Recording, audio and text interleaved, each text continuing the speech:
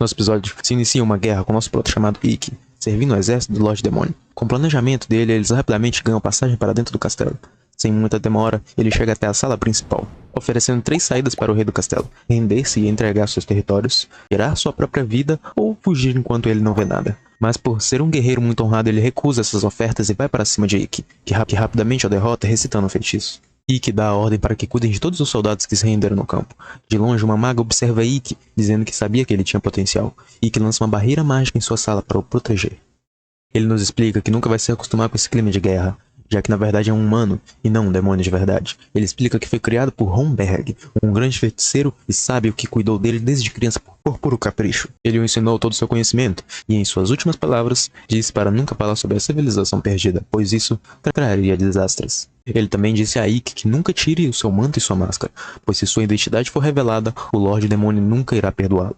Ikki diz que esta sala está com uma barreira poderosa e ninguém além dele pode entrar nem sair. Pelo menos era para ser. Ele encontra uma jovem mulher desastrada embaixo de sua mesa com medo. Ikki fica chateado por esconder seu disfarce por 20 anos e ser descoberto de uma forma tão boba. Saindo da sala para ver os resultados da guerra, ele fala ao porquinho que não irá matar ou destruir toda a cidade, para que consiga ganhar em cima dos impostos dos sobreviventes. Ikki se encontra com alguns sobreviventes e os fala que a condição de vida deles é apenas pagar seus impostos. Até que ele é teletransportado para outro lugar pela sua comandante. Ela o surpreende com um golem de combate, mas rapidamente ele invoca seu cajado e dá um fim ao golem. Sua comandante diz que aquele garotinho que se escondia com Homberg realmente se tornou muito forte. Ikki nos conta que esta é Sephiroth, superior direta dele e o único demônio que sabe seu segredo. De início, Ikki pensa que foi invocado para dar seu relatório, mas Sephiroth diz que já sabe de tudo. E que na verdade eu trouxe porque o Lorde Demônio quer vê-lo pessoalmente, dizendo que isso é porque causou uma boa impressão tomando a cidade em tão pouco tempo, e o leva imediatamente ao Lorde Demônio. Enquanto isso, no castelo, a jovem moça acorda e percebe que está presa na sala pela barreira mágica, e com um prato de bolinhos com a mensagem que dizia para ela comer e ficar quieta. Ah, vamos olhar pelo lado bom, né, velho? Pelo menos assim, tá preso no quarto, tem o que comer. Podia ser pior. Ikki, preocupado se vão o revistar para entrar no castelo do Lorde Demônio, diz a Sephiroth que podem querer tirar seu manto e sua máscara. Sephiroth o acalma, dizendo que pode deixar que ela dá um jeito. De alguma forma, ela o dá uma aura forte de magia e convence os guardas a deixá-lo passar sem nem mesmo revistá-lo. Afinal, eles reconhecem que ele é neto do grande Homberg. Dentro do castelo, ele nota como as coisas são desnecessariamente grandes só para refletir na grandeza do Lorde. Sephiroth brinca com ele, dizendo que ele deve achar injusto que ela possa flutuar. Apesar de negar, ele sempre quis isso. Mesmo podendo usar um feitiço em si mesmo, ele não consegue controlar tão bem quanto ela. O máximo que poderia fazer é pular bem alto. Sephiroth manda Ikki esperar do lado de fora da sala enquanto ela entra e conversa primeiro. Ikki conta que este atual rei demônio tem rumores de ser cruel e frio, mata os incompetentes, seja aliado ou inimigo, mas por outro lado, se encontrar alguém de valor, ou usaria mesmo que falte força física ou mágica. Ele julga com base apenas na habilidade. Sephiroth retorna e o chama dizendo que ele já pode entrar. Ao entrar, o Lorde Demônio dá os parabéns por ter pego a cidade em tão pouco tempo. E também julga sua humildade, que não parece vir de um demônio. Sephiroth explica que ele é o neto do grande feiticeiro Homberg, por isso a humildade. Apesar disso, a Lorde continua desconfiada das suas atitudes humildes na guerra. Ikki a explica que os humanos são mais úteis vivos do que mortos. E diz ser este o pensamento de seu falecido avô. Apesar de Ikki conversar pouco com a Lorde, ele desconfia o suficiente que ela saiba da civilização antiga, assim como seu avô. Por isso, seu reinado é tão revolucionário. A Lorde se aproxima de Ikki rapidamente e fala que ele é bem diferente dos outros, e que na próxima vez quer vê-lo sem sua máscara, e espera ver mais resultados. Quando a Lorde Demônio saiu, Ikki fica aliviado que deu tudo certo. Ele diz que pode usar uma máscara assustadora, mas ainda é covarde. Sephiroth diz que ele deveria ficar grato, pois a Lorde o deu uma recompensa ou um castigo, dependendo do ponto de vista. Retornando à sala do castelo, Ikki encontra a jovem moça, que implora pela sua vida, e que pede a ela para se acalmar. Mas ele a fala que não pode deixar ela ir agora que ela sabe seu segredo, e em troca, Ikki oferece a oportunidade de ser sua criada. Ele reforça dizendo que ela não tem direito de recusar a oferta. Por algum motivo, parece que ela não pensou em recusar a oferta em nenhum momento e ela comemora alegremente. Agora Ikki se encontra assumindo sua recompensa da Lorde Demônio, que seria o posto de dono de Ivalias, uma cidade meio acabada, mas que era um dos pilares do reinado do Lorde Demônio.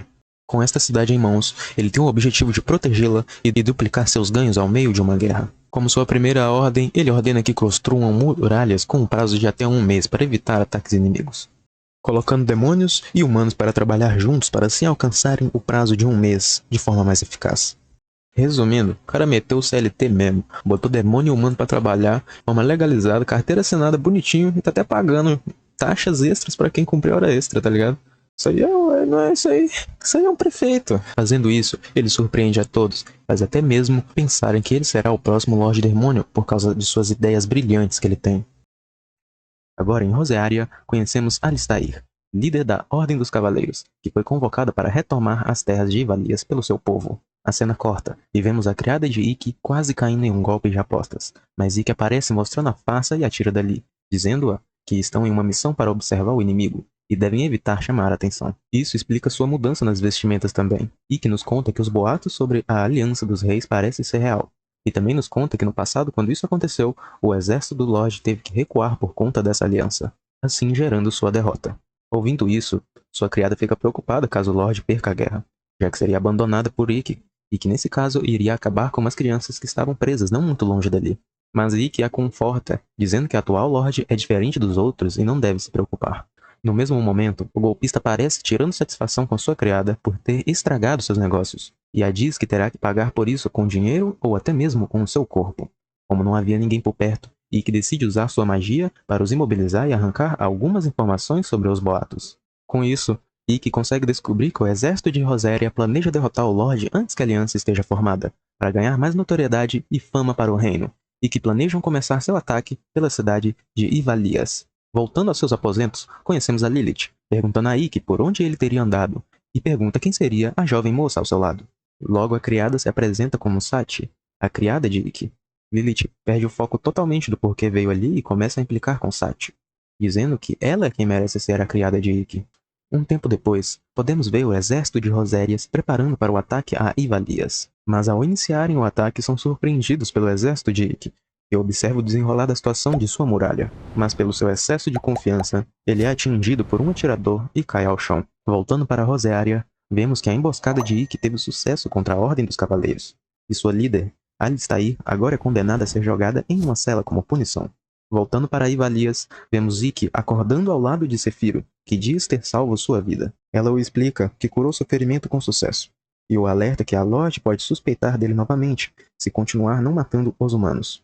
Ele então a diz que está tentando achar um meio de ambos conviverem. Com a saída de Cefiro, Sati e Lilith entram em seu quarto felizes pela sua recuperação, mas ainda continuam a brigar pelo Ikki, fazendo assim com que Giron tenha que expulsar Lilith do quarto. Após as coisas se acalmarem, Ikki pede a Giron que investigue sobre a comandante dos cavaleiros. A cena corta e vemos Ikki e Lilith perto da prisão onde Alistair se encontra. Lilith pergunta por que se dar ao trabalho de ver uma humana.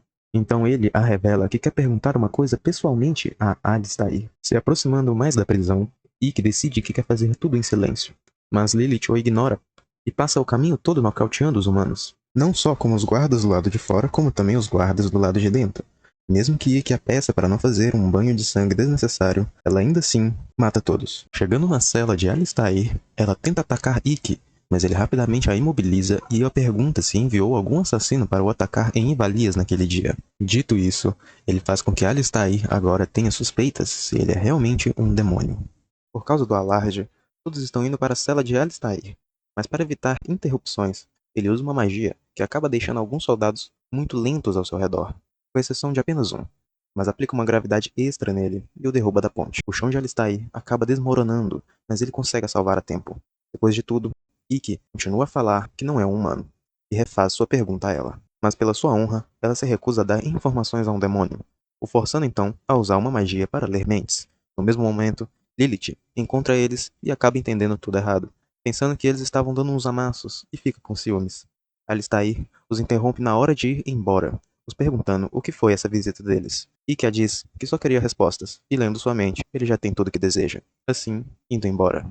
Na hora de ir, Lilith o pergunta se ele não gostaria de relaxar um pouco antes de retornarem, mas ele apenas a rejeita e abre o portal. De volta a Ivalias, ele conta seu plano de começar a cultivar arroz para duplicar o valor dos impostos da cidade, já que o mesmo é mais produtivo e daria mais tempo aos civis para construir armas e focar em outros serviços. Satya fica impressionada com sua ideia, então ele a pede para ir tentando aprender a preparar um arroz. Agora, na frente de seu exército, ele nos revela que não havia um assassino por parte de Alistair. Apesar de não querer crer nisso, para descobrir o suposto Judas, ele utiliza a leitura de mentes em todo seu exército, e acaba encontrando um dos supostos espiões. Um tempo se passa e vemos ele se encontrando com Sephiroth em seu banho, e comunica que há um traidor entre eles, chamado Jace. Sephiroth então diz que ele deve pagar um preço à altura por isso. A cena corta e vemos Jace, com seus soldados, planejando um ataque.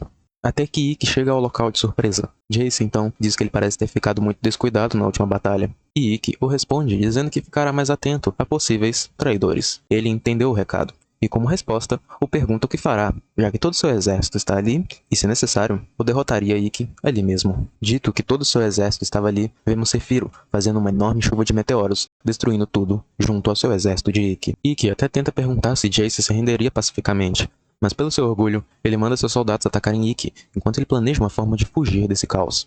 Ele até consegue ir para longe de tudo, mas mesmo assim, Ikki descobre sua localização pelo seu familiar que estava o seguindo. Ikki continua o pedindo para se render, apesar dele continuar o atacando. Ao prendê-lo, com uma magia de amarra, Jace oferece uma proposta a Ikki, dizendo para se juntar a ele e ir contra o atual Lorde Demônio. Seus motivos para isso é porque o atual Lorde não os deixa matar humanos, sem motivos, deixando uma grande parte do exército desejando uma mudança no atual Lorde. Mas Ikki recusa sua oferta e ele tenta o atacar de novo. Rapaz, o cara não se deu por vencido até agora, dá pra acreditar? Logo Sephiroth chega, o ameaçando a falar quem está cooperando com ele, caso ele queira viver. Mas mesmo sem fazer nada, vemos que Jace foi envenenado pelos seus camaradas e morre revelando o nome de quem estava cooperando com ele.